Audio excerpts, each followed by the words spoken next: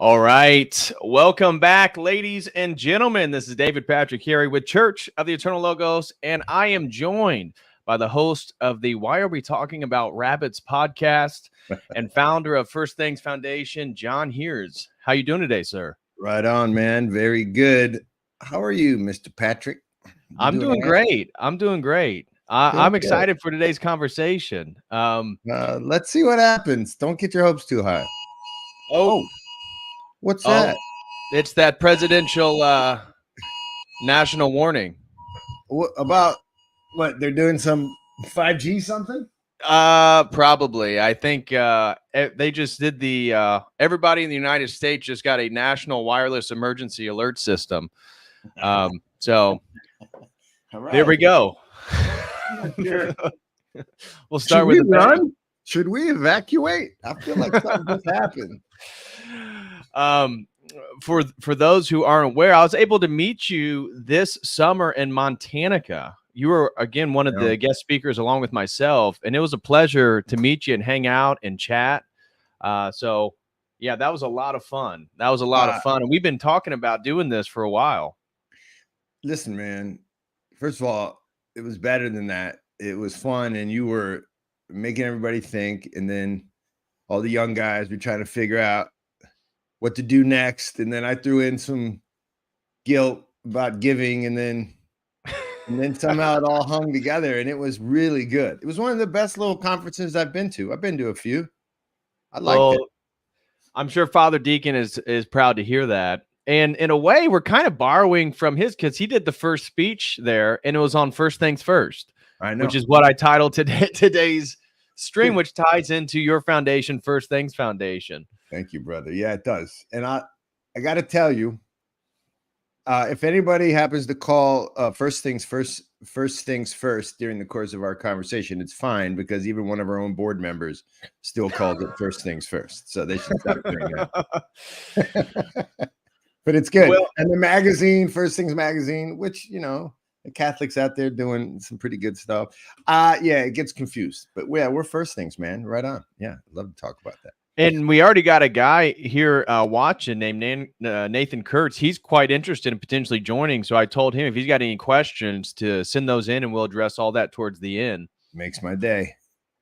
I figured that to start, I imagine most of my audience is already familiar with you and your podcast. But maybe we can just introduce yourself and to how did you get into Orthodoxy? How are you to get into hosting the Why Are We Talking About Rabbits? Where did you even get that name? That's something I don't even know. I'm curious to get that. So if we could just start, maybe introduce yourself for those who aren't familiar with you, and what you do. So essentially, at the core, I think I'm a teacher. I was trained in teaching when I got back from doing overseas development work. I lived as a young man. I grew up all over the place, New York, and well, eventually to New York. We moved a bunch. My father was an Episcopal priest, and my mother was an Episcopal priest. She didn't know it though. She might as well have been. She was the sermon evaluator. She's the badass, and we miss both of them. They both since passed. They both became Orthodox when I was essentially in Africa, serving in the Peace Corps. So to jump all around, my brother is also a priest. He's probably well known to this crowd too. Yeah. My sister converted 8 years later. We do things hard and heavy. I think I'm the light side of my family. And light things are important, I think. Light here being not heavy. And a lot of my life, I did stand-up comedy in New York City for about a year. If anybody knows how that goes, that cuts your teeth. I served in Peace Corps in Mali, West Africa for 3 years almost. Then in the Georgian Republic for about 2 years, a little less than 2 years in the 90s during their civil war with IOCC. I went on, was an Orthodox missionary with my family in Haiti. And then since lived in Guatemala, Sierra Leone. I've not lived in Mozambique and various other countries. So I ended up speaking. Look, the guys on the team, if they're listening, they're gonna be like, that dude does not speak 5 languages. Correct. 4. I can speak 4. 3, you'll think I'm good at them. The 4th one, not so good at. So long story short, my training is education. And so what happened was I saw the same problems in education that I saw in development aid. And it was in this sort of waking up period about what Western culture is that I found myself in an Orthodox church in the early 90s. Actually, I was pursuing a woman. He said, yeah, if you want to date me, come to the Orthodox church. We did not date, but on that day, I walked in thinking I was going to a church. You feel me? I didn't know what an Orthodox church was really. And just sort of saw her and her family in the back and went up to the front. This was a Russian church, Green Street in San Francisco, and old school and beautiful liturgy, but I didn't know what it was. And about halfway through, I sat down because guys, come on, that's what you want to do, right? After an hour. Yeah. And especially if it was a Russian service, they go forever. Exactly. And then a babushka rolled up on me and yelled, literally, you know how it goes. He was like, yep. I didn't know what was going on. I stood up and was pissed. I'll never forget. I was like, really? I came here to meet this. Like, I'm totally self-absorbed. Self-absorbed. And I remember spending the last 45 minutes just sort of irritated. But most people, I think, would have walked out. But I wanted to go see the shiny object. You know what I'm saying? I was a single guy. And I went downstairs, and the priest came up, Russian accent, big white beard, and said, nice to have you. And I said, good to be here. And then, like, because I'm my mother's child, I said, hey, I just want you to know, this woman yelled at me. I'm sorry if I caused any problems, but I was pretty offended. Like, I thought I had like a case. Right. And that guy looked me in the eye. I hadn't even talked to this girl yet. He looked me in the eye and he said, but problem is, before God we stand, we don't sit. So God is present while you sit. You're strong. You should sit. Dude, and I think I was looking for that. I think my spirit, I had lived in Africa at that point with Muslims, and Muslim taxi drivers pull over the cab. They don't care that what you think. They don't care that you're not Muslim. They're gonna pray. And so that kind of attention, even if you don't even know the theology, like I'm not sure that babushka could tell me about theosis, but she's attentive, and It helped a lot. It actually, after that, I sort of followed. My parents were also messing around with Orthodoxy then, and so I got chrismated in the Antiochian tradition, and I never dated that girl. It didn't happen. Yeah, God uses many ways to bring us to the church. It happened. So who was the first in your family to convert? So my father and mother first. I was right there with them. They ended up ahead of me, but I sort of jumped in line right at the end, right before their chrismation, and I got chrismated the same day. Oh, wow. Early 90s. I want to say 92. And then 93, I was 20, I don't know, 6 maybe. And then my brother he was out wilding, like he was getting arrested in Wisconsin for pro life stuff. And I don't think he'd mind telling me. I think he still has a warrant out there somewhere. So he was a serious person. And looking at Catholicism and reading and writing, and then he went to be a monk. I think he was Orthodox probably within a year or two after that. And then my sister came in almost 8 years later with her husband. Yeah. And wow. Yeah. So from that journey in the 90s, then how does that lead into doing stand-up comedy and then eventually starting your podcast and now First Things Foundation? Oh, come on, Patrick. So I would say that there was always a moment. So I was abandoning my Anglicanism because of the vanity. And this isn't to say anything bad to Episcopalians out there.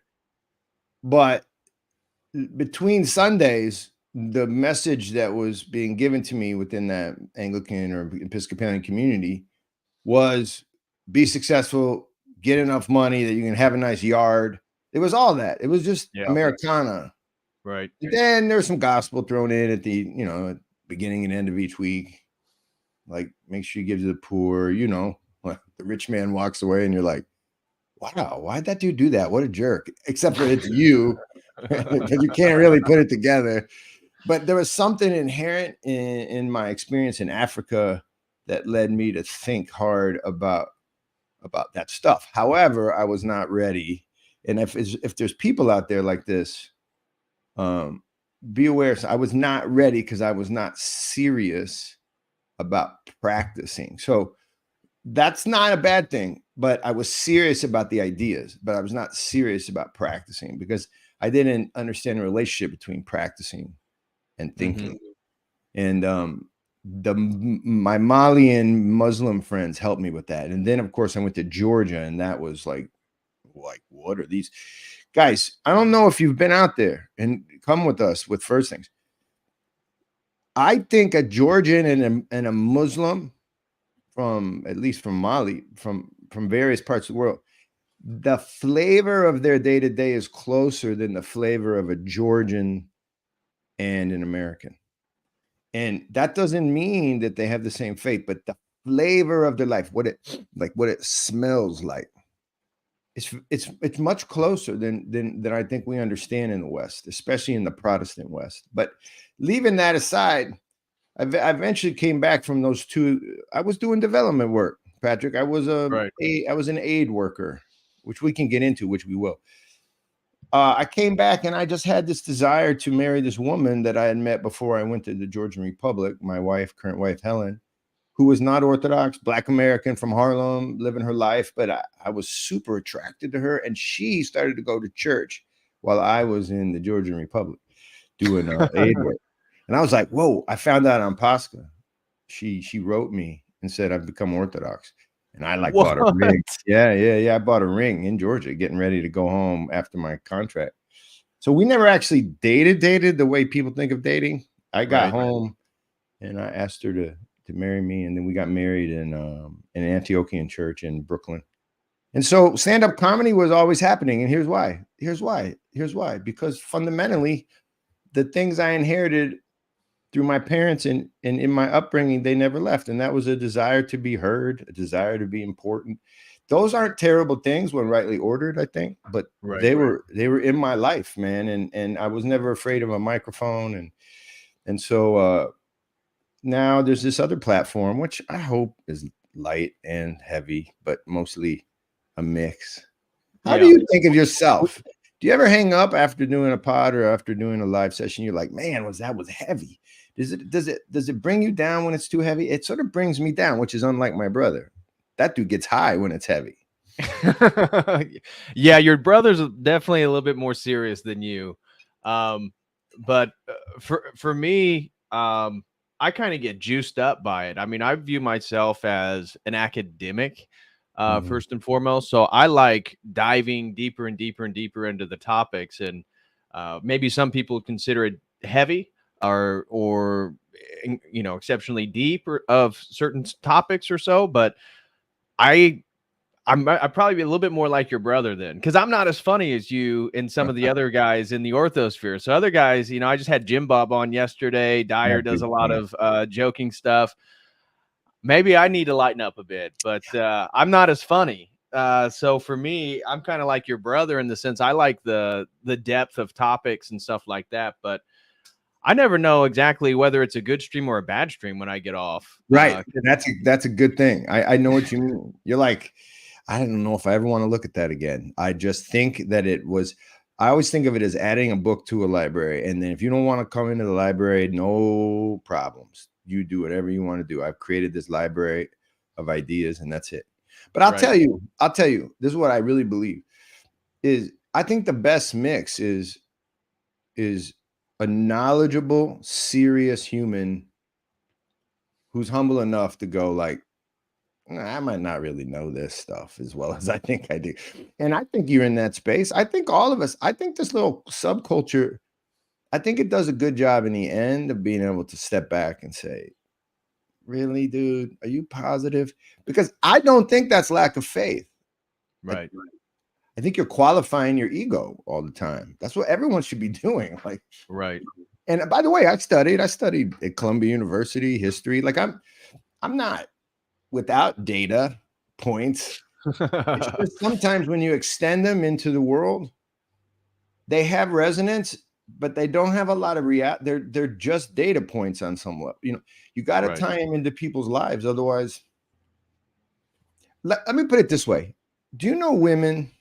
Well, okay, men too. Although this is from my 4 daughters and directly from my wife, directly reporting. If anybody's out there getting mad, don't get mad at me. Women, don't get mad at me. This is a reportage. This is from The Edge called My Female Family Existence. They've reported to me from The Edge that they are attracted to knowledge, to knowledgeable men. They are drawn toward the intellect. How about that? Interesting. Yeah. Yeah. I'll be like, well, is he tall, short? How does he look? They go, it's not that important, Papa. He's just so many interesting things. Does that go both ways? I always wonder about that. For me, a woman would have to definitely have some depth. Glory to God, I've now found my fiance, and so I'm on the royal path towards marriage now. So you're not answering that question. I get it. Yeah, but she, she says the same thing. She's very appreciative of how much I know because she feels like I can be a better leader because of that fact. So I think that for men and women, the way you approach your spouse, maybe there's differences in the characteristics and attributes you're looking for, but certainly depth, I think, is important. And I would say this orthosphere and orthodoxy, generally speaking, we talked about this before, and even I've had Jim Jotras and Father John Whiteford both came on and said, hey, you don't have to be autistic to be orthodox. But there's this is one of my favorite topics. But there is a unique depth to the inquirers, the people that come to orthodoxy, because there's a lot of hurdles to jump. It's a foreign thing. So I think that the men and women who find themselves into orthodoxy, there's already sort of a self-selection of depth there. Yeah, and by the way, it's beautiful. Yeah, it's just here's another thing we can get into it. I'm not so sure it's a great missionary tool. Not that the whole point of your life is to go out and missionize, but it can be a good. I think of it as a starter set. You know, I like hookah. You got to have a little fire to start the hookah, but the fire, that's not the point of the hookah. That's not the point of the hookah. The hookah is not to be hot. It's to be cool and chill. And that's how you bring people in. I think that's how you turn the leaf, which is a soul. It's through that chill relationship. Chill here not being cold, but chill being warmth that's not burning too hot. Now, of course, all of God's gifts are for the same thing. It's something like illumination and deification, right? This isn't one better than the other. I worry we get off center. Yeah. And anyway, that's interesting. I love that. Yeah. Well, we recruit a lot of mostly young men in their 20s come to us. And so if I'm having conversations in a week about our work, it's about young men in their 20s. And they're not autistic, man. That's not like kind of. It's like they really want to talk about the ideas, man. The ideas. Right. And Daniel and I were talking. He's the right-hand guy at First Things. He's just brilliant. Yeah, I met Daniel. He's a good guy. I met him last year at Montanica. Great guy. I recommend everybody call him up and bombard him. But he said something last night. We were just talking. And you know, if you're taking pictures, okay, for everybody out there, men and women, you got to take 100 pictures. I'm suspect if out of 100 pictures, the person next to me took 98 pictures of nature. I'm nervous about those people. Like, not nervous. I don't think they're going to stab me, but I'd be like, oh, here's 2 people. My pictures would be, 98 humans. I don't know. There's a tree. I don't know. That sounds nice. But it's not, look at the mountain. Look at the sunrise. Maybe the optimal is, 50 pictures of the nature and 50 pictures of human beings. I don't know. Right. I don't know. Well, what exactly then led to First Things Foundation, and what exactly do you guys do?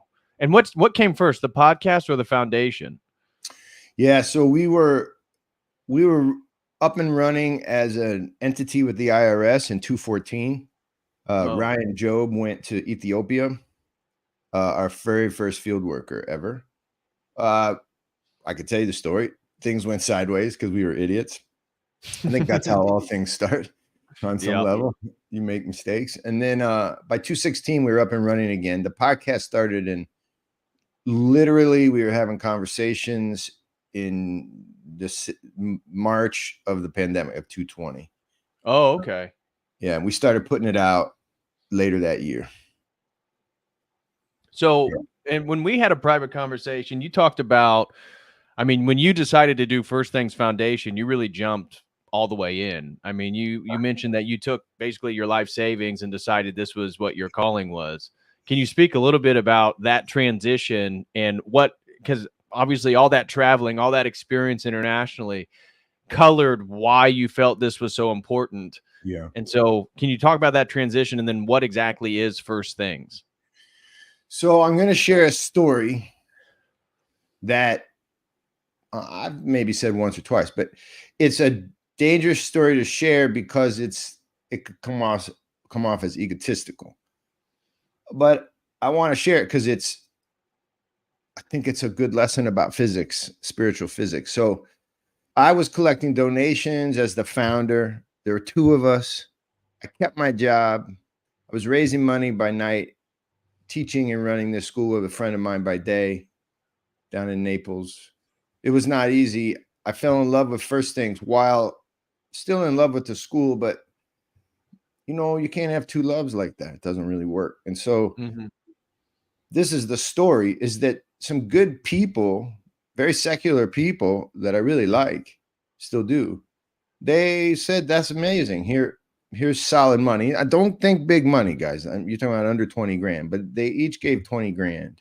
And I was like, wow, this is amazing. And then it was like a like your car trying to start up in the morning, vroom, it didn't fire on all cylinders. And so that first 40 got us, we did our site assessment. We connected with our partners. We were on the ground. We saw where we were going to place people in this Peace Corps style Orthodox project. And it was good, but then there wasn't much money. And we recruited one guy, a brilliant guy named Riley Doris.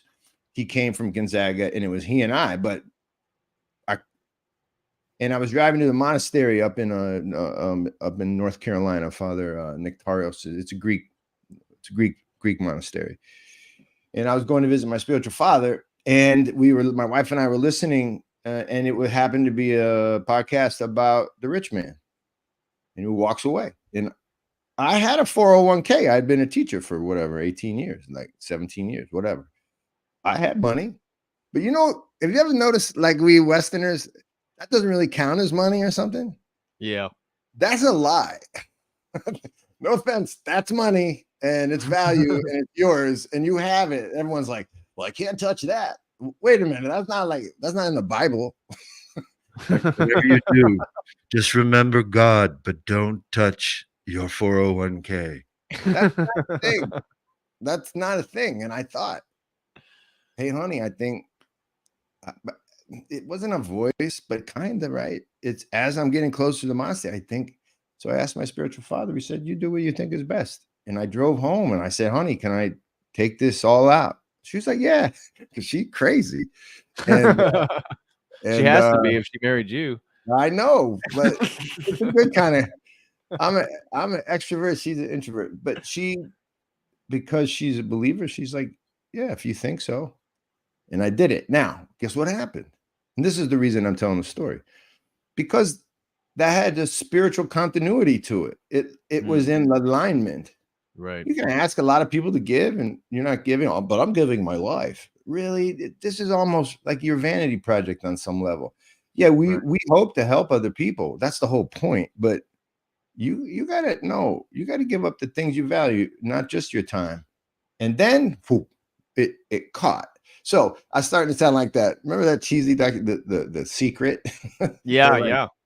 Yeah. We could talk about that too, because that's an interesting spiritual phenomena. It's very weird because it's not true. But if people don't think that inspiration comes from the action of others, then you're a fool. That's what happens. That's how it works.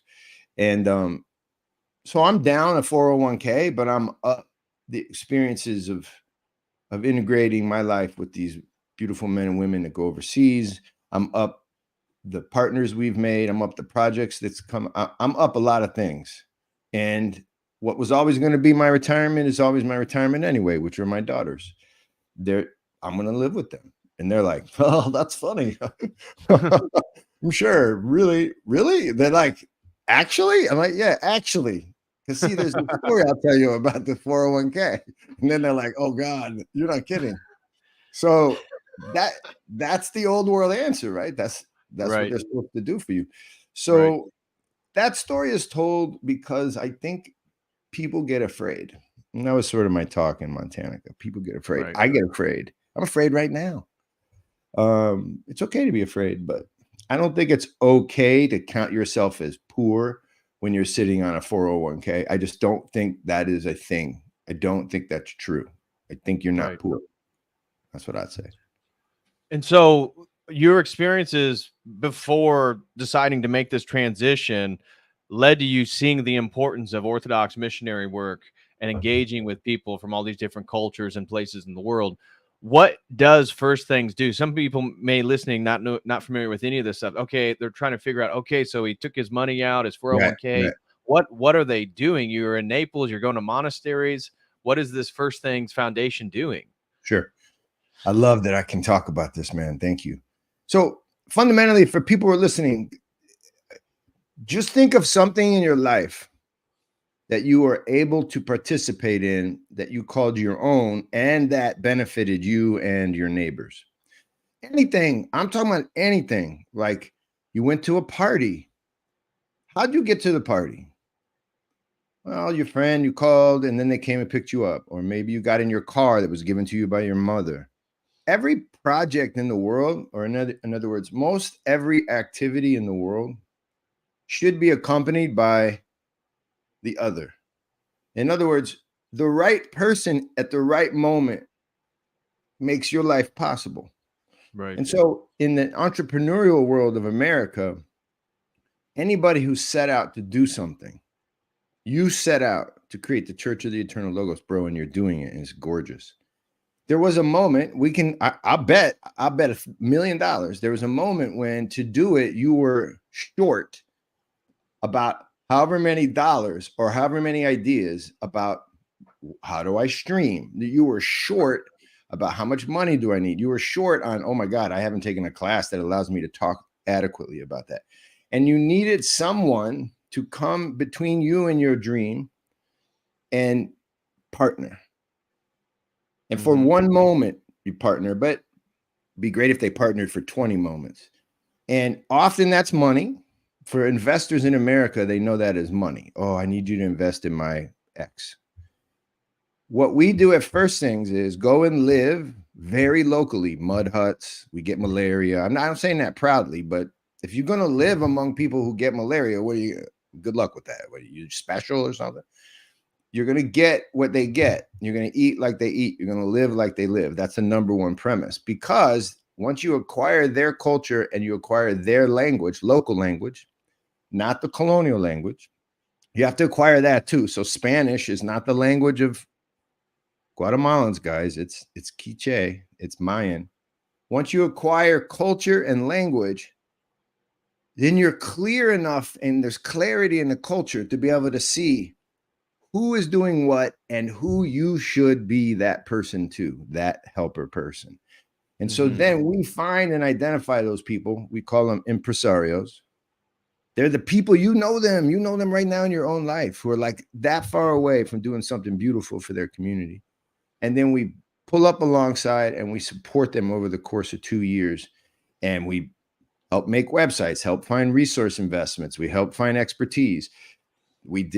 I could give you a project. We did a honeybee project with these 3 amazing guys from way in the bush in Sierra Leone. I'm talking, and that's a normal phrase in Sierra Leone, okay? Way out beyond the town where we live, which is a really far away town called Kailan. And they were moving or trying to take their beautiful honey, man. This is like great honey, but they couldn't get it where they needed to sell it. So we helped them to move that honey, develop a business idea. We did a maternity ward there in Sierra Leone. In Mozambique, there's a gardening project going on. Each time we enter, if we enter properly, we find local people, impresarios. Often they're groups, because these are communitarian societies, not communist, communitarian. So they don't really work as individuals like we do in the States. They don't have an individualistic understanding of their project. They see it as communal. And then we pull alongside and we assist those people. And you can see our projects on our website. Right now, our latest projects are rebuilding a school with a guy named Mr. Festus. First of all, like, you get to say you're working with Mr. Festus, like, that's pretty cool. Like, I like that. Here's your website. Oh yeah, there it is. There's a couple of our projects. Litzy started us like a party business, where she opened a business where she sold party goods. Francis does wells. There's a lot of different projects on there you can find. And as you find them, you'll see that they're not, if you want to electrify West Africa and change the world, then don't join First Things, please. We don't want you. But if you want to come alongside local people, and in Georgia, we have a really cool guy he's essentially right now starting and has started a old world furniture business. And his business, he runs it with a guy named Mamne, and Oswald is working with them to get that business up and running. There's a rural dentistry project in Georgia. There's just different things going on, man. And so, are they big? I think they're big. I think they're magnificently big because they're soulful. Right. And so far, so good. So we do aid and to non-orthodox. So this is another thing, man. Right. That's what I was getting. That's what I was going to get into is where does orthodoxy play a role in this? Because I know for you personally, your faith is a huge catalyst for the project and the work that you do. However, First Things is not explicitly trying to convert all these local people to orthodoxy. Thank you, man. So how does that balance work? So number one, there's a great documentary. It's good anyway. It's on Max right now on HBO. It's called White Savior. We should get into this, but there's a dynamic in the world when Westerners, often white, we have two new field workers coming on that are African Americans, which changes the equation for them and for us. But when we go into the field, there is a weird thing that happens. What are you here to give me? And what are you here to teach me? This is happening everywhere. It's because of the colonial Protestant intertwining of state and church goals for 300 years. The colonial notion. Here come the white people. Look, guys, I hate to tell you, it's a fact. And so when you land, the question is what are you trying to teach them? So this is a true story. This is a true story. We're not really trying to teach them anything. Like, if you don't want to put money to that, that's fine. But that's not the goal. The goal is to support their idea and the best idea in their own community. Oh, but what about Christianity? Don't you want to hand out tracts? Shouldn't you teach them about the Orthodox Church? Are they asking? Because I'm not into that in America. I'm not the guy at Publix who's like, hey, I noticed you're buying some kielbasa. Have you ever thought about orthodoxy? Like, why would I do that? I don't really get that. That is not an Orthodox Christian activity. Now, we are called, right, to teach Christianity, but we say in our work, through the process of becoming a seed that goes into the ground and dies. And then in dying, you will rise up and you'll have fruit. And the fruit might be more Orthodox people. It might be a church. It might just be a beloved relationship that stretches on into eternity where all the converting happens. I mean, because we don't know. Right. The thing we're not doing is a linear, mechanical, materialistic event where we're going to teach, force, and change people so that they can be like us. It's not happening. It's not happening. Right. It's also not good. It's a bad idea. Right. And so where do we start? And this is to answer your question, my brother.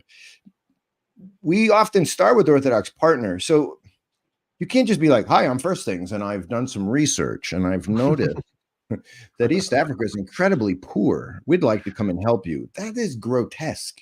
That's what the State Department does, by the way, but not really. They just want to make partners that politically are in the best interest of America. That's a different conversation.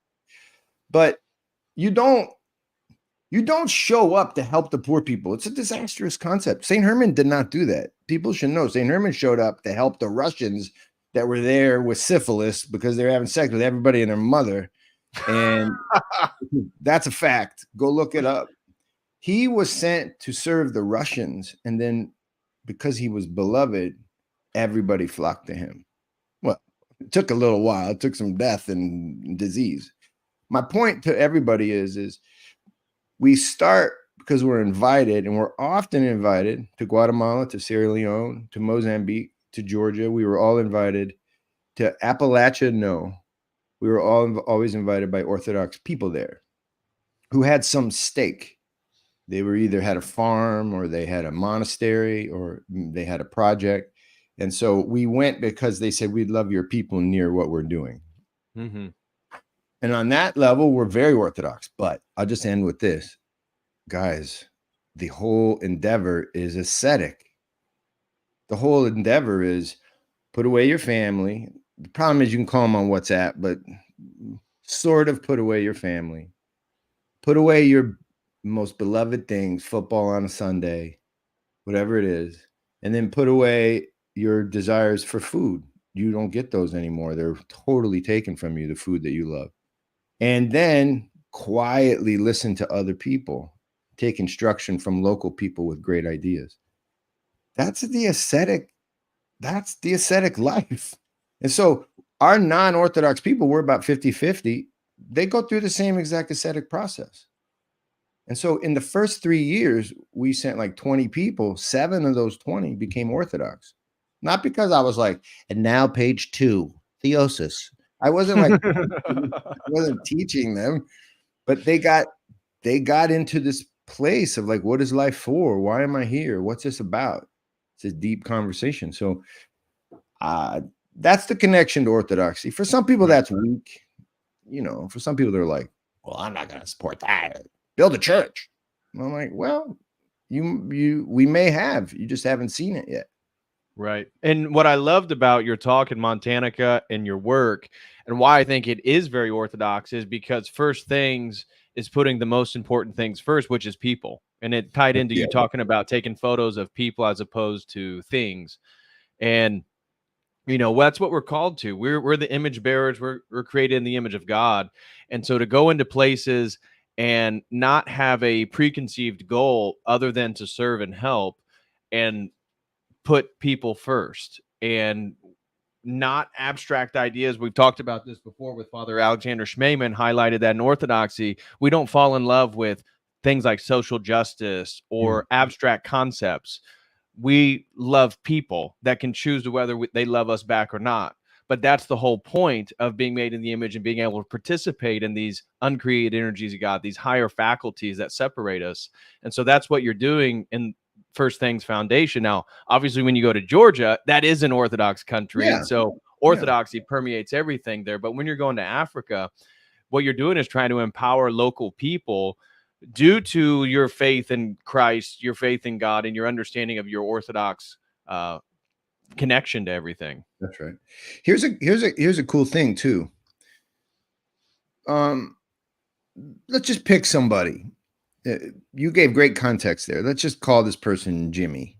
Jimmy joins First Things, and he saw it on, I don't know, some stream. He's not Orthodox. He's just a guy living in, I don't know, Toledo. But he's like, he wants an adventure. Through the interview process, we ask him all these same questions. And the question is, are you coming to try to like save poor people? If those answers are in the interview, we don't hire them. But if the answer is, I don't know enough about myself. I need to grow, or I've always wanted this challenge and I've never had a true challenge as a man. I never went away, lived outside my parents, whatever. That person's equipped to do the work too. Right. And then we'd go like, well, they're not motivated by their faith. I'm like, well, no, they're motivated by their faith. Their faith is not in perfect alignment with the Orthodox faith.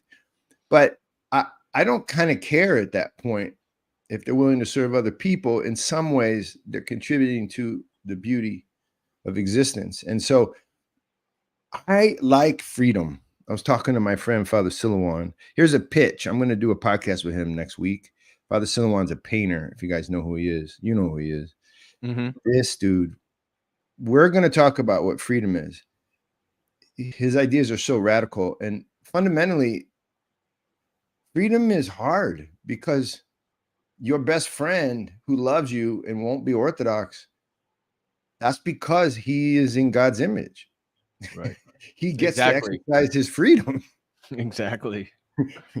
So live with it. Live with it. It's hard though. It is very hard. So how does the podcast get started? Was this a way to talk about your work? Because you talk about a wide variety of topics on your podcast. And before we even get it, why did you name it Why Are We Talking About Rabbits? I got to know the answer to that. First of all, thank you, man. I'd be talking about 35 other different things. All right. So guys, if you think about the world of the internet, especially the world during the pandemic, and this when we started, weird stuff would come up. And you know this too, because you were trying to figure this out too. And then stuff would seem important because of the number of likes. It's all over the place. And then you realize, like, for instance, I don't know, with this McCarthy situation in Congress, it seems super important that today on this day, whatever, they just kicked out the Speaker of the House. And you're like, this is important. And then this is important. And then another website, this is important. And then you're like, is it though? And what'll happen is it eats itself, and eventually the media is now talking about it as if it's the most important thing. And I always thought, why are we talking about rabbits, man? Like that's that's some deep hole, like Alice in Wonderland thing just ran down there. It's not what it was. It's not what it is. So the podcast is, let's pull the rabbit out and investigate it for what it is, not for what it's become through this monstrosity called modern media. Let's just stop for a second and use history, because that's what I know, and let's use a lens called the old world. So the old world is things before the Enlightenment. And the reason that I like that, and I don't know if I'm an expert, but these many years living in these countries, they're very much close to the old world. And so we have fun with that. You and I took a test on our podcast that's going to come out. And old world thinking has its own reality, its own contours. You guys have met old world people. They seem slow, or they seem tied to the land, or they seem simple or something, right? But that construct, that way of thinking, that episte, that way of thinking is real.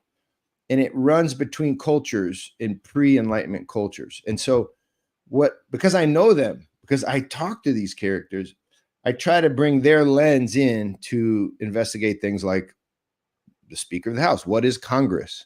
And then we use the old world lens to try to investigate it. Here's one that we did. What is a desk? Like, what is a desk? We're sitting at them right now. What is it in time? And we look at it in the past, pre-Enlightenment, and we look at what modern people have done with it. And we just pop these. They come up all the time when you start seeing it. They come up all the time.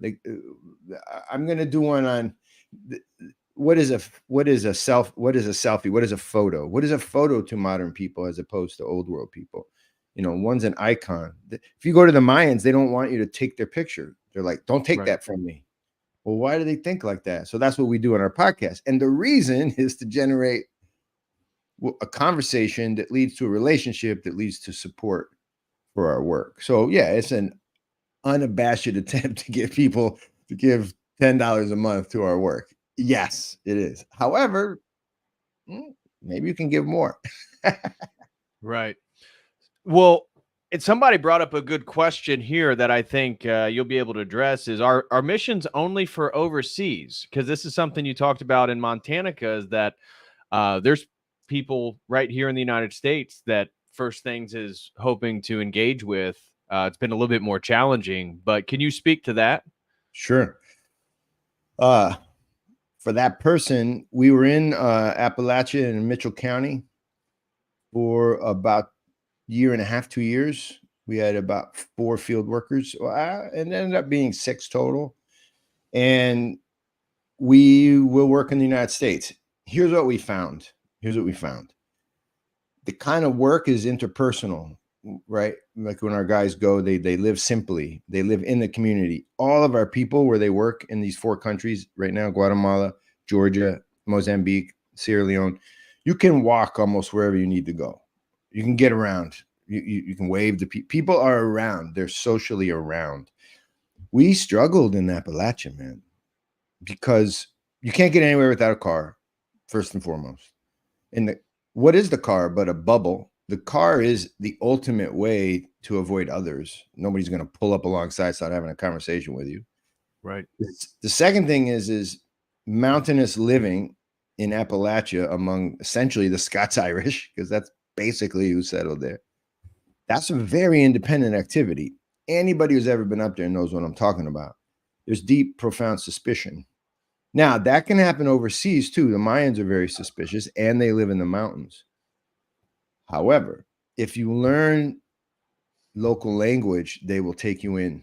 And our guys could not get to that proving place because the local language was English, and your accent always kicked you out, not in. Nobody's going to go up there and start speaking with a little twang. Hey, man, what's happening? Like, that's weird and disingenuous from an American to an American. And so, okay, so that hook wasn't there for us. You couldn't walk around and get to know people, because that's really important in our work, to be able to see locally what's happening. And so what we ended up doing is working with what every nonprofit works with there. Started working with universities. We started working with government agencies, because that is the connecting point between poverty, or people who are poor, and people who want to do something really cool and start their own business. And so we didn't have the bona fides to say, I trust that person. We weren't getting that, how should I say, that imprimatur. We weren't stamped with that, and it was taking too long. The other thing I would say, it was also much more expensive.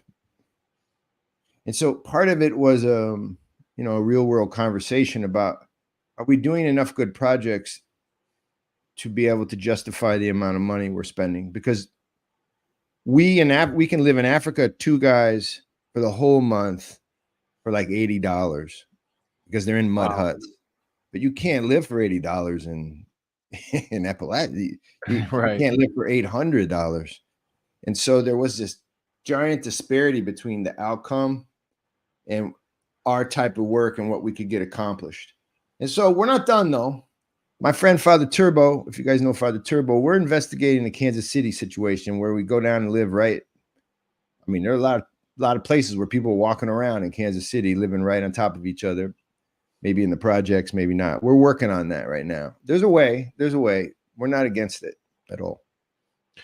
Now I want to transition to, first things in your work has led to the creation of a restaurant there in North Carolina. And this was something big that you wanted to share in Montanica, is regarding the Georgian understanding of toast. And again, getting back to the sort of personal connections and looking people in the eye and understanding what's important to them. Can you speak to a little bit about what led up to the creation of this restaurant and the Georgian tradition of these toasts, and why they were so impactful and important to you? Absolutely. We did a little toast, but wait a minute. I did 2 tables up. Did you jump into one of those tables? Yep, I definitely did. Yep. So in Georgia, there's this thing called the Supra. And so I don't know, whoever's out there, if you travel, every culture has its way of communicating hospitality. Like, Ethiopians will sit down and make you coffee with incense. And so you're like, oh, cool, I want to be a part of that. Well, the Georgians' way is the Supra. It's a toasting dinner, but it's done regularly. And the idea of the Supra is that the highest things, I'm making a triangle, the highest things are brought to reality, into reality, by the Tamada, the Toastmaster. And the highest things are the things that everyone at that table shares. So a Toastmaster, a Tamada, would not toast to, like, imagine we're sitting in a dinner and I said to you, Patrick, to your most excellent outfit today, it's really sharp. I've never seen you look so good. Because your outfit is not the highest thing. Right. But a good Tamada might toast to the joy of adornment, or to art, to taking something simple and adding to it in a way that brings us all to a place of beauty. So you hear that? Birth of a baby? Yeah, well, birth of a baby you do too, but that would be to new life. Oh, okay. Because it's then underneath that big idea that the Tamada offered with gusto, you got to be good at that. Like, you can't just be like, to new life. Well, you can, but you would want to add poetry. Then under that highest idea, underneath are the particulars. So if our toast was to things adorned, or to making things beautiful, then someone could toast you at the table and say, Patrick, please, I love what you did with your outfit tonight. It's very beautiful. And then, because that's to the toast. And then someone else could say, to my mother, she used to make these chocolate cookies, and she would always add a little this frosting on top. To my mother, and that cookie that I remember from my childhood. Bam. That's on the topic. That's to the toast. And then someone could add, and someone can add. And what you realize is when the Tamada does that, as we're learning in our faith, that moment of attention, what it does is it brings us all into a higher reality. And then it goes away for minutes or however long the Tamada allows it. People talk about what they want to talk about, and then clink, clink, clink on your glass. I have a toast. And then it's a new reality. To all those who have died, to all those who have gone before us, to the souls of the dead. New reality.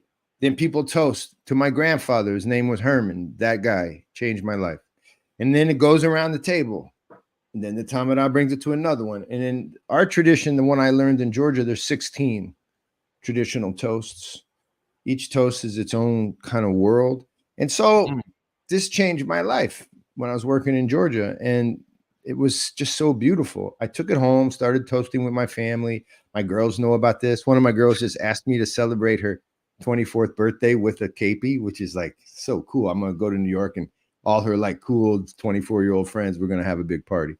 Here's my point. Yeah, it's guys, so what happened was we all knew this tradition. We were working in Georgia, first things.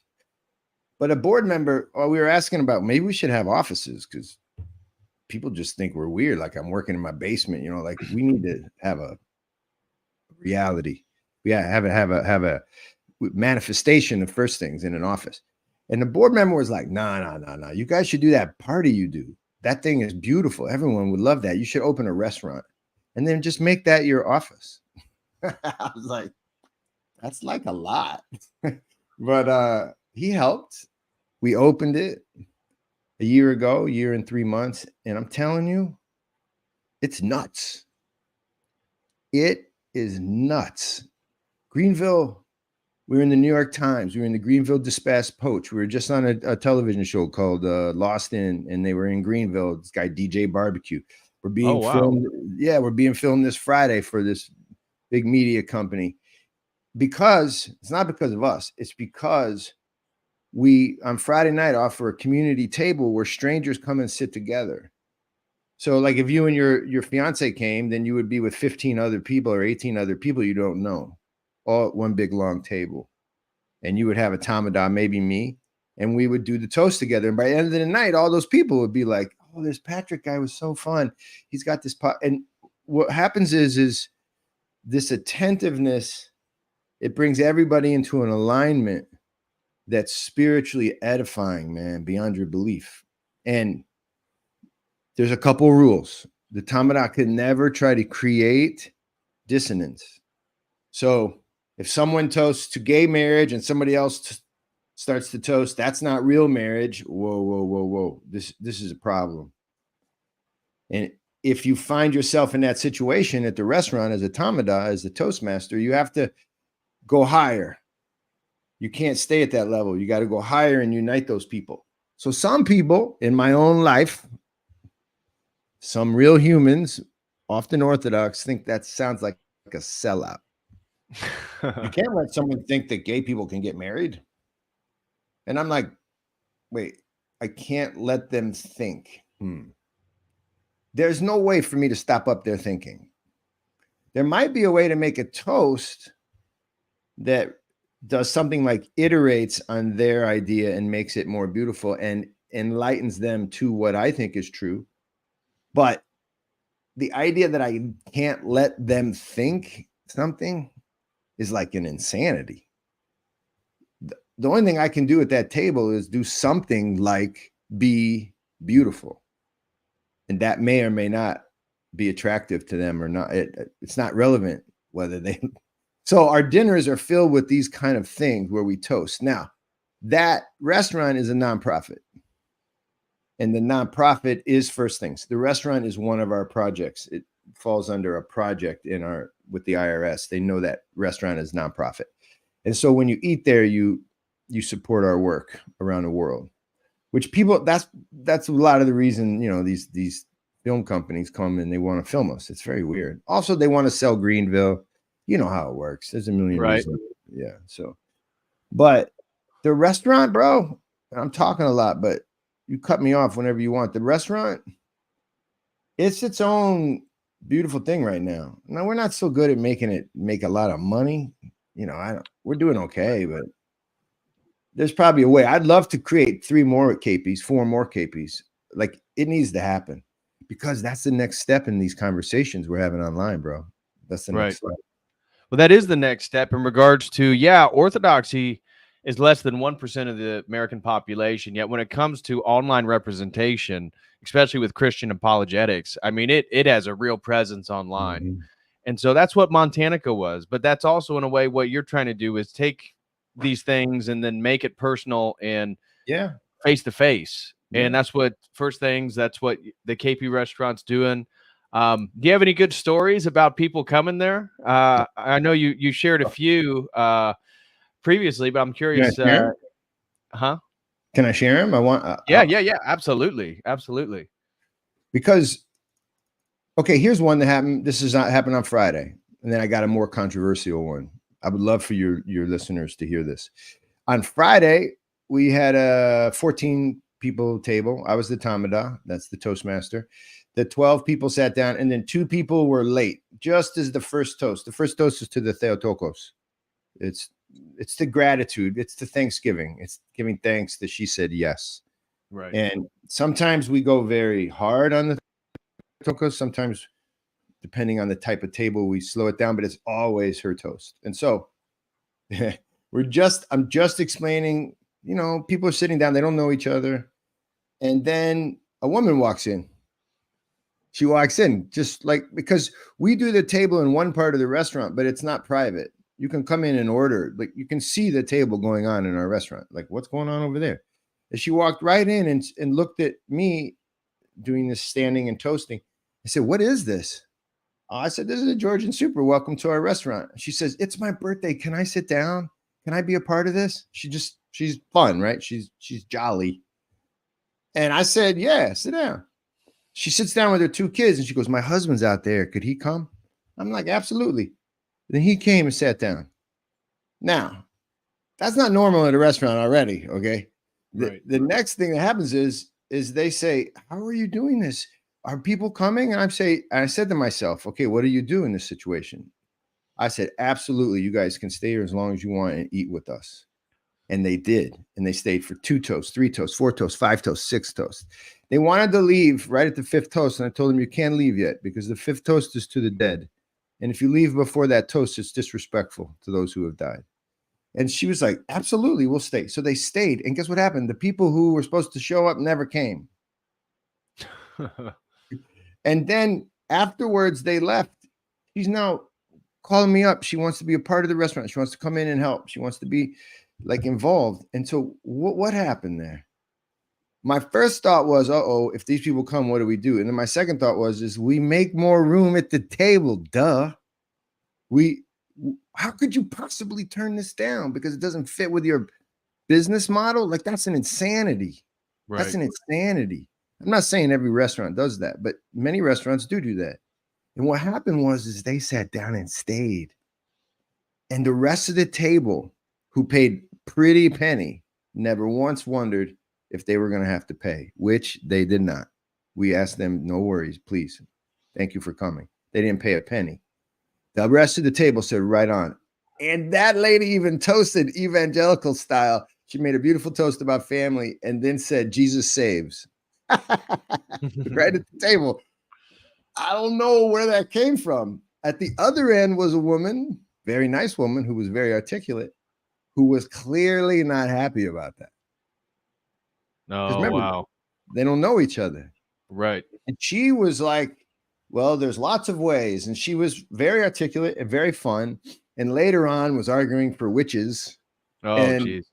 They're all at the table. And at the end of the night, I mean, I can't tell you how cool it was. People right. And that's true.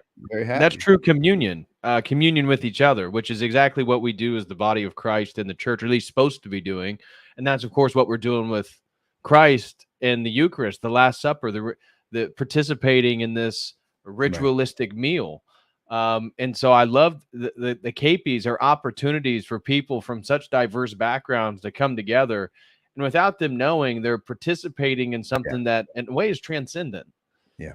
Well, the Georgian Supra is an image of the liturgy. Right. Of course, the liturgy is an image, or it's the actual presentation of, or the participation in, the heavenly banquet. These things are all connected. And what I like is what you just said. That's what it is, whether you want it to be or not. Right. Like, you can come as a witch, you can come as whoever you want to come as. That's what that table is. It just is. And so I, as the Tamada, do not have to be nervous that she's not getting it. Right. Because she's there. Right. It's She's about immersed. being present. Yeah. In a way, that's what First Things is too, about being present in the places that they find themselves in. It's about those face-to-face interactions. I love it. You help me. That is the reason that we feel we can extend the restaurant as an example of our work, because they are synonymous. First, you break bread with people you serve. You don't come in with a plan. Do you know how many people come in with plans for other people's, neighborhoods? That's a very odd concept. Oh, wait, it's called colonialism. Like, we can't have this mindset as Christians. We cannot. It's not. Christ wasn't an earth mover plowing people into, conforming to his word. This is not how it works. Right. But we're so imbued with it in the West. It's so normal for us to imagine. Think about market vocabulary, right? I leverage, right? I invest so I get margins that lead me to further investment, so I can corner the market. Right. Like, these are all words about power and control. We can't do that. So we try not to. On the other hand, we got to make money. So it's very weird, right? Right. So there's a faith moment there where you got to believe in the business model, which is the Supra, which is, we're going to set a chair now, by the way. We decided at every Supra, if there's 20, we're going to set 21. Just in case somebody comes. Just in case somebody comes. I love that. I love that. And I loved how powerful the toast was, even at Montanica. I mean, it wasn't going to be in the same setting as your restaurant, but everybody just participating, going around and then saying, well, what's important to them regarding whatever the toast was about. It's an incredibly unifying event again. And that's what, unfortunately, in America right now, people of diverse opinions, whether you're a witch or you're an evangelical Christian, we can't come together. There's the system that is, and the powers that be are deliberately keeping us apart from each other. And this is in a way indicative of the absence of God in our society, which we're seeing. Yeah. That we can't face each other and have conversations and just appreciate each other for being there, despite having incredible differences in value systems or beliefs. That's right. Well, if someone is made in God's image, which that someone is everyone, then it really shouldn't be as hard as it is to share a common space with that image of God. It should not be as hard as it is. It should not be that hard, but it's hard. I had a neighbor, she was walking her dog, God bless her. She was walking her dog. Her dog came into our yard. My wife and I were just getting out of our car. Brand new neighbor. They had moved in, I think, only moments before, like literally that day. She walked over. The dog was at my feet, just sniffing, She walked, come on, puppy. Come here, puppy. Come here, whatever the dog's name is. Come on, puppy. Come on. She walked within 10 feet, 8 feet, looking down at the dog the whole time. Come on, puppy. Come on, puppy. Come on, puppy. The puppy finally came to her. She turned around and walked away. And I was talking to her. Hey, how are you? Have you moved in? Puppy, come on, puppy. And then our eyes never met in my own neighborhood. That's not normal. No, it's not.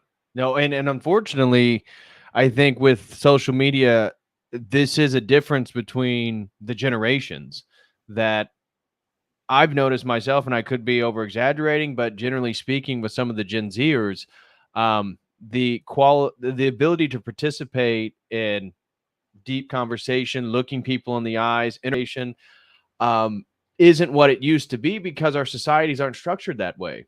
And so when you're talking about the selfie, I couldn't help but think, well, the selfie is such a common thing because the focus is of myself. Yeah. Yeah. And that is so indicative of Western culture, generally speaking, whether you're in America, the UK, or Germany, or wherever. It's the same sentiment where people are so overly involved with themselves, they ignore everybody else around them. So do this with me. Let's try to. So I think it's getting close to 8 out of 10 people in the world, in our world called America, would agree with you and me, because I agree 100% with what you just said. I think 8 out of 10 people hearing your words, hearing them, would say, yeah, that's probably true. But I don't know how many out of those 8 could begin to change the way they participate. You see what I'm saying? Because the habits are so ingrained. This is what I've learned from our work, is you are going to become like your culture on some level. There's no way around it.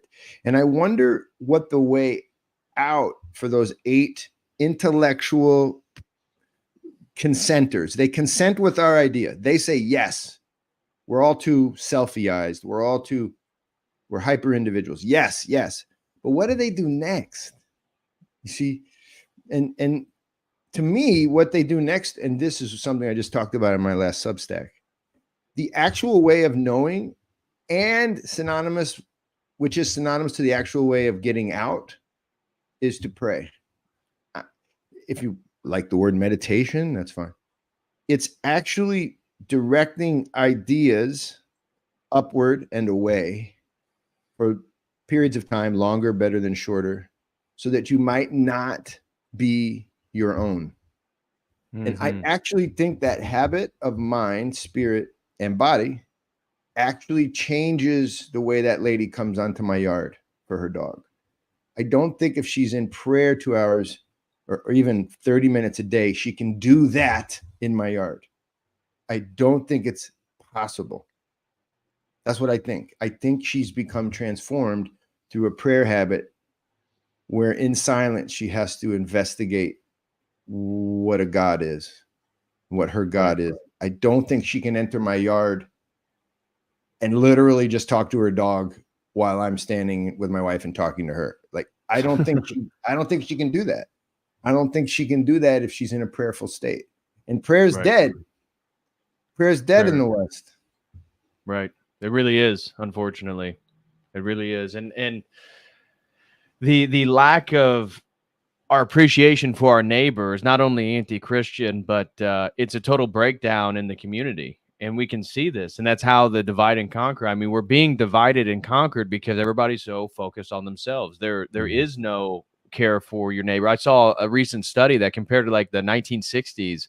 I forget the percentage, but there's a drastic decline in the ability of people who've even talked to the neighbor that they live next to.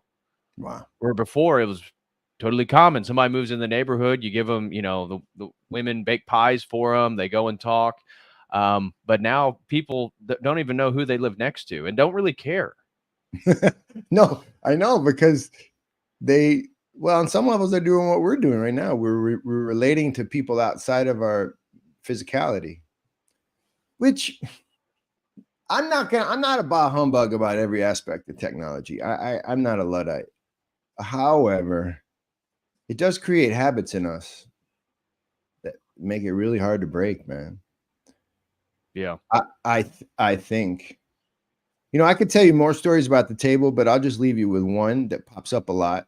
There's usually a toast to marriage.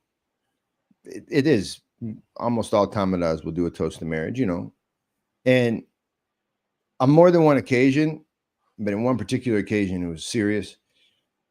Somebody will be evangelical because it's the South. It's Greenville, South Carolina. Right. And someone will be, I don't know, progressive, woke, whatever. And they will do dueling, or one person will not toast the other, or there'll be some moment where there's a potential for, you know, an implosion at the table. And you know what happens? The table redirects somehow. Because there's 15 other people sitting there. There's something that happens where even the most ardent, just whatever, ideologue they can't extend into that public space with the words they really, truly want to. And then you start to realize their wants may be to their detriment, because they might have the right idea about marriage, but their desire to have everyone else know about it may be to their spiritual detriment. Isn't that wild? Right. It may be that it's them being able to do that whenever they want, i.e. the internet, it's actually creating hubris in an arrogant soul that's much more dangerous to that person than having the wrong idea about marriage. Right. Which is freaky. Right. Well, before we get off, I think we have a couple questions. Right on. So everybody, if you have any specific questions, this is the time to send them in right now. Shout out to Nathan Kurtz. He's somebody who is very much interested in your work, and he threw in a super chat for $5 and then followed up with another $5. But he said, "Hi, John. Right, How should one discern if field work is their calling, especially for one who has student loans and a decent job? Feels hard to leave behind, but I don't want to make the mistake of the rich prince and the gospel." nice. Nathan, man, thank you. First of all you guys like Nathan out there, I want you to hear this, but mostly I want to just thank everybody who's even halfway interested. So, Nathan, here's the answer to the question: is if there is a technical, this is by the way, I just want you to know this is the low end of the answer, which is a super important low end, meaning it's the most particularized, simplified version I can give you. If the thing you're doing right now is leading to a very particular skill-based quote career, and to leave that would cost you either a number more years, or in other words, you right now you're about to become a neurosurgeon, and going for 2 years means you probably won't be a neurosurgeon. Don't come the first thing, especially if neurosurgery is your thing, right? But where you're contemplating whether to go, it feels like a good idea, but my job is in the way, or my loans. But you also know that it's probably a good thing for you to go. You have to find a way to get rid of that job worry and get rid of your loan worry. We can help you with the loan worry. There's a way to put your loans on hold while you're gone. When you come back from First Things, this is not a pitch, this is a fact. When you come back to First Things, if you have done a good job, you'll have a resume that makes you like much more than, it's like a CEO kind of resume. You worked on real projects, and you encouraged real people, and you found real resources. It's a much better resume than when you left. But if you're in that rare situation where it's a skill-based, I get it. We had an engineer that just couldn't go because they weren't going to be able to get this job at Lockheed Martin. I get it. But make sure that you want that job. So you're going to have to figure out spiritually what your desires are. But in most cases, I've found the job worry is not a great, you got to have courage, and you got to go. Last thing about that, Nathan, I'd say this: the work is not a pursuit of ideological understanding. You will not download data that makes you smarter. You'll download experiences that make you better. Right. Okay. So if you're an intellect after more information, it's not the job for you. I don't know if that helps. No, I think that he said, "Thank you, John."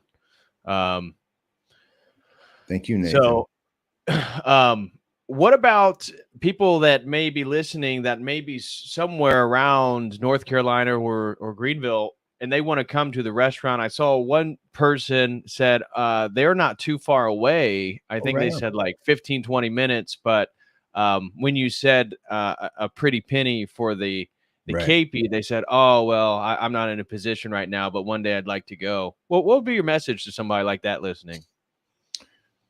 Come to the restaurant on a Friday night. Don't pay for the KP, because the KP is it is a more expensive bill. You can find it online. It's $90. It's a long dinner, lots of wine, basically all you can drink, all you can eat. Come on Friday and bring $15 and get a khajapuri and a glass of wine, or get the best thing there is the beet salad. It's incredible. I love it. Or come and get a ginkhali, which is a Georgian dumpling, and you'll be out $15 in a 15-minute car ride. But you'll see the super going on. You'll get toasted, and you'll start to understand what we're trying to do. That's what you should do. And then later on, if you really like what you saw, come back to the table and we'll give you a good discount. Perfect. Sure. Perfect. And then I want to give a special shout out to Bia Wally, throws in $5, no comment. Thank you so much for your support. Right on. Truly appreciate that, Bia Wally. And then just looking at the chat, one person was quite interested in one of your stories. I don't know if you would feel comfortable sharing it. The story that you shared in Montana about the man in the street. But, a couple of people were asking about that, but if you don't feel comfortable, don't worry about it. No, I don't. I feel comfortable about it. Okay. There was a long time when I didn't, but essentially I was an Orthodox Christian missionary in the truest sense. Like I was sent by Rocor. This is 1999, 2000. We got back 2001. Same thing, no running water, no electricity. I was with my wife and 3 of my kids. The 4th one wasn't born yet. And we were missionaries. And on my 2nd day there, I was asked to go with the priest and the deacon. The good men. And I drove their car for some reason. And we were driving across town, and there was a big, there was something going on. There were a lot of people in the street. And it was confusing as the driver. Everyone slowed down to just crawl. We were just crawling, just barely moving. And then out of this side of my driving view, my left eye, came a man whose head was badly hacked up. Something was wrong. He was bleeding. You couldn't really see his face. He was holding his head and blood all over him. And he walked literally right in front of my car. Like he weaved through the road in front of my car to the passenger seat and just fell down. Like something was bad happening. And so I don't know. It's not good or bad, but I stopped the car. I mean, it was barely moving. And I told the priest and the deacon, I said, let's put him in the back. And they're shouting in French, Creole, like, look over there. And there's a lot of people coming behind. And there's some relationship between the guy with the very, very bloody face and this crowd. And I'm putting it together slowly, but I'm opening the door to go get the guy. And I'm realizing something's going on. And they reach over, slam the door. They're like, drive, allez. And I'm like, what? We got to get the guy. And it was confusing. And then they're screaming. And I drove. And we drove in silence and got to their house. And at the house, had a long talk about what that was. And they said, listen, man, if you would stop that car and you got out and put him in the truck, then everything that happens to that guy is going to be blamed on you. From maybe you hit him to maybe you are involved in stealing with him. They think he's a thief. Whatever he did wrong is going to be put on you. And you're a foreigner. You may not get out of jail and you're going to owe a lot of money. Do not stop. Never stop for anyone on the street. We argued Christian principles. And on the way back, I drove past the same road and that guy was dead in the street. Nobody, they were walking around him. No one picked him up. I saw bodies in Haiti on a road I used to take to go to construction that I would see them dumped. You know, they had died the night before. I would see their bones 2 or 3 weeks later. I saw them decompose as I was going back to that hardware store. It's in a place called City Soleil. So I saw that stuff. And what I was trying to say was it affected me deeply. But the only time in my life I'm not like this, Patrick. I became morose a little bit. I distrusted. I totally broke the relationship with the deacon and the priest. They got sick of me eventually. I was very data-driven. I knew all the answers. I knew how they should baptize. I knew how they should liturgize. I knew how they should do vigil. I told them constantly, broke the relationship. And it was probably the hardest time in my life. And I realized I had lacked the courage to pick that man up. And I still didn't stop when I drove back, guys. and it affects me. But I learned a lot. I learned a lot about we aren't who we think we are. We're not. Right. We're usually not. That's okay because Christ lives within it. We don't have to be. We're not a God, man. We don't have to be. We can't do it. So that helped me to be humble, but it took a while.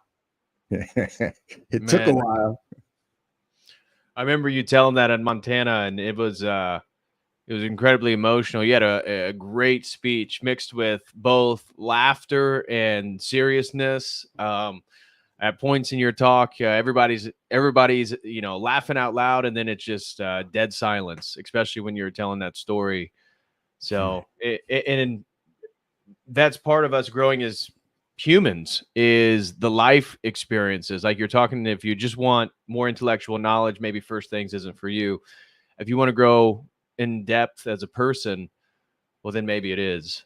And so if anybody is interested that's listening this now or in the future, what is the best way that they could reach out to you or find more information? Go to the website, www.first-things.org. There you'll find all the links to the media. You'll find the links to the service if you want to go overseas. And guys, here it is. Here it is. Here it is. Dun, dun, dun, dun, dun, dun, dun, dun. Please be a recurring monthly donor. $5, $10. We do an inside baseball for recurring donors. We have a talk once a month. You know what we do. Everybody's doing it. But we do it because it's blessed. We have a little chat once a month between all the recurring donors. If they want to come on, they don't all come on, obviously. But that's really important. I'm going to push. I'm going to torture everybody I know in my world. Recurring donors are the lifeblood, as you know, brother, because as a nonprofit, we can't make budget decisions long into the future because our donations spike. We don't take public money, only private money so far anyway. And so a little bit each month with a lot of people, it changes the equation. We can actually plan. We can actually make really good decisions about our future based on your guys' commitment. So www.first-things.org. We're here. It's a blessing, man. And we're not normal, but the people inside that work hard for us every day, the vision is very normal. In other words, we like what we're doing and we're committed and we're having fun. So I hope you guys will participate in our projects and help our field workers. And here's your YouTube channel, First Things Foundation. Yep. This is where you also post your podcasts as well. Yep. Right there. So if anybody, I shared the link to the website, and I'll also share this link as well in the live chat. So if anybody's interested, make sure you go follow First Things Foundation, as I'm doing right now on YouTube, and support their work. They're doing great stuff. And if anybody's interested, another question I had, if somebody's interested and maybe they're more curious about, maybe they're Orthodox and they'd love to participate in Georgia, are they able to choose which sites they go to, or is that something that you guys determine? That's a great question. So generally the interview process is 4 first things. We modeled it on Peace Corps. Peace Corps helped me a lot. Peace Corps is crazy, but Peace Corps, they did some cool stuff. And so we modeled it like this. You're interviewing Patrick. Very good. 1 interview, 2 interviews. You go talk to one of our board members, and then you come back, you're hired. Then we negotiate. I don't want someone who just wants to go on an adventure to country A. Right. But if you really want to go to country A, if you really want to go to West Africa, that's a good thing. That's not a negative. But let me just make sure you want to do the work first, because guys, it's after 3 weeks there, really 3 months, it's not what you think. Just think of your own life. Like Patrick, think of your own life. The people you know in the course of 3 months in any place you are, there's some jerks. There's some a-holes. There's some really nice people. There's some weird people. It's the same in Africa. Like, you aren't going to suddenly get a shot of adrenaline that fixes all your sadness in America. It doesn't work like that. Right. You're going to have to relate in the same way. The difference is in a different language, but the struggle usually gives birth to a lot of good things. Usually, not always. We've had people go off the rails. So, yes, you can go where you want to go, probably. I don't know. Probably. Well, MS Chef says, "Hi, John. See you next week at the Texas Supra." Hey, this is a great guy. He's a pro chef. Hey, this is another shout out. Can I do this real quick? Yeah, of course. MS Chef is a pro chef who's putting together a KP. So he's throwing a dinner in Dallas. Oh, And he's invited a bunch of really nice people from all walks of life to come to an Airbnb. And I'm driving over there, or my wife's coming too.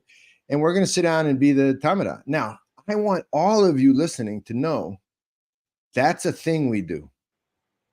In other words, I'll come where you are. Now, we got to talk, right? Like life demands certain resources, but I'll show up to where you are and you can just throw a party for your neighborhood. I'm going to do the Georgian feast, but we'll talk about first things enough. I won't ask for money. That's not what the dinner is for ever. It's gross. We don't do that. We'll throw the party and then I'll leave. And God willing, people will say that was beautiful. And that was in the interest of our work. If you want to do that, talk to me. We'll do it. And there's no better dinner, especially if you're Orthodox. There's no better dinner. And you can mix in anybody you want, any believer. They don't have to believe anything. They just come. They're your friends. We sit down and we have a feast. So MS Chef is the man. I'm not saying his name. I'll say it. It's Germanus. But this dude is great. And shout out to MS Chef. Yeah, MS Chef. So blessing. That's a blessing. Yeah, we're going to have a Texas Supra. Excellent. Well, is there anything else you'd like to say before hopping off? I told you I was going to keep you an hour and a half. We're about 3 minutes over. So I appreciate the time today. Thanks for coming on. Anything you'd like to leave with the people or share with them again or reiterate where they can find you? Absolutely. I got two things I want to say. The first thing I want to say is we're having the Art of Tamada is sold out for November 2024. That's how the table works cosmically and how it works actually in reality. How to be a Tamada and also just relaxing on the beach. That's November. That's full. We don't have any room. We're going to do 2 more next year. So pay attention to those. We're going to get a big hitter to come and talk. It's going to be great. Those are fundraisers for first things. Please consider that in the future. Number 2, David, Patrick, Harry, here's the deal. I want to thank you, man, because here's the deal. This is the deal. I don't care whether it's commercial or not. I don't care. There has been very few moments in my life building first things where your name does not come up. It's really fact. It's fact.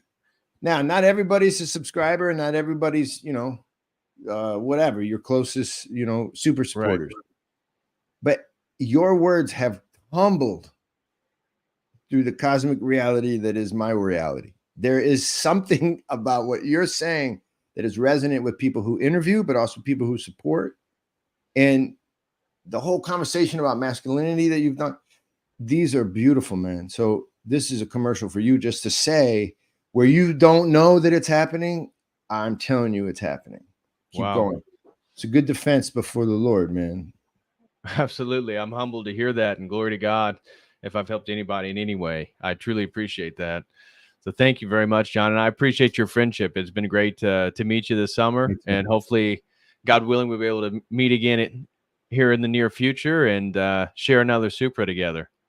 You have there's 2 spaces with your names on them, you and your fiance. So come down, man. Yeah, we should. I'll tell her that she'd very much be interested in doing that. She'd love that. And so you would toast. Some of these guys don't toast. All these people come, we're having a great time, but they won't toast. They think it's public speaking, so they're nervous. But no, man, it's not like that. Anyway, yes, come down. I will. I promise. Thank you all so much. Again, a special shout out to Nathan for the support, as well as Bia Wally. Thank you guys very much. I will be back tomorrow with Allison of A Devotional Heart talking about biblical marriage and the roles of men and women from an Orthodox perspective. So I will see you all then. As always, until next time, God bless. Thank you, brother.